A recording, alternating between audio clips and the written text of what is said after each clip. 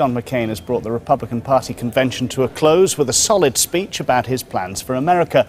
The Arizona senator said he could win the election and fix the country's problems. He was heckled, though, by protesters who were bundled from the convention floor, then cheered for his moving story of being captured in Vietnam. And while the speech lacked the soaring rhetoric of rival Barack Obama or even his running mate Sarah Palin, he did bring it to a thundering close. Fight with me. Fight with me.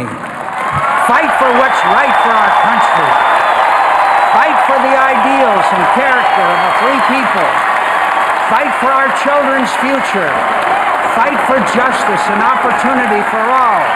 Stand up to defend our country from its enemies. Stand up for each other, for beautiful, blessed, bountiful America. Stand up, stand up, stand up and fight. Nothing is inevitable here. We're Americans, and we never give up. We never quit. We never hide from history. We make history.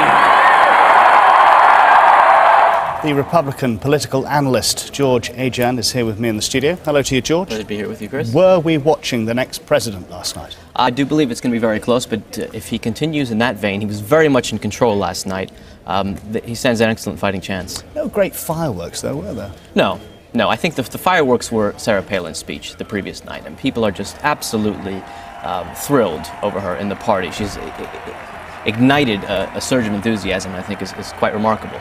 I think what McCain needed to do last night, he did quite well. He needed to present himself as likable, in control, rational, because he had this sort of image of being a bit grumpy, sort of the grumpy old man. He needed to show that wasn't really him, and I think he did that quite well last night. The thing that struck me is at times it was like the speech of an opposition leader, not a member of the ruling party. I mean, he was criticising Republicans. He was, and I think while he scored well on the likability factor, I think some of the policy outlined there sounded a bit almost like Democrat policy, big government programs pertaining to education and job growth. This isn't traditional conservative Republican rhetoric. And that kind of illustrates McCain's problem with the Republican base all along. Now, if you go back and look at McCain's history at conventions, in 2000, of course, he ran against Bush for the nomination. He failed to earn it. He spoke at the convention in Philadelphia in support of Bush. But before he did that, he spoke at a shadow convention organized by liberal activists. So that would be like Hillary Clinton in speaking at a convention organized by right-wing Republicans before she went and endorsed Barack Obama. And then, of course, McCain sponsored legislation with liberal senators like Lieberman and Feingold and Kennedy. So he's had problems with the base all along. You were mentioning George Bush there, George W. Bush. Why wasn't the president there? I think it's to McCain's benefit not to have the president there. Because he's so unpopular. He is very unpopular, even within the Republican base, you know, with issues like immigration, failure to control spending, failure to veto, and I think McCain needs to distance himself from that because the Democrats clearly, their playbook is very transparent. McCain equals George Bush's third term. So McCain needs to show, no, I am the maverick.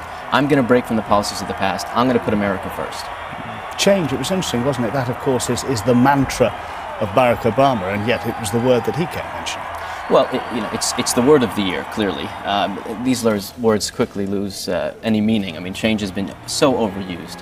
But do you think he kept using it because the stick that Barack Obama has to beat him with is that a vote for McCain is another 4 years of George W. Bush? Yes, and I think he did a good job of turning that around on Obama, and he'll probably continue to do so, especially with Palin at his side. That gives him ammunition to say, no, this really is about change. As he said, I can't wait to introduce her to Washington. He's playing up on the enthusiasm that she brings, but he needed to show last night, this isn't just about her. I'm still the one in control. She's at my side, but I'm directing the affair. Big chair. Yeah. How do you think he's going to take the fight to Barack Obama over the next, 60 days, 62 days? How long have we got? I think the part where he outlined, which I think was quite well done, with respect to issues like health care and taxation. People really feel it in the pocketbook right now. That's really the number one issue, is economic downturn. And so McCain clearly has to show American families will be better off with me as president than Obama on issues like health care and taxation, and he'll get really into the policy and the details. That's probably going to be his strongest play. I understand, obviously you've got your Republican analyst hat on, but Sure. If I can just take you back to last week, what did you make of the kind of razzmatazz of the Democrat convention? Well, it was extraordinary. To fill a stadium full of people on the last night but it was over the top because, of course, Sarah Palin had a go at it. Jon Stewart and The Daily Show constantly had a go at it. It still was quite impressive. I must say their convention was very, very well organized. I'm quite glad to be done with the drama of both these conventions. But the one very, very clever move on McCain's part was announcing Palin the day after Obama's big speech, because it really took the wind out of his sails, and she became the story, absolutely dominating the news, and I think she'll continue to do so. I think you'll be back in over the next couple of months, but for now, Sure George, our time is up. Lovely to see you.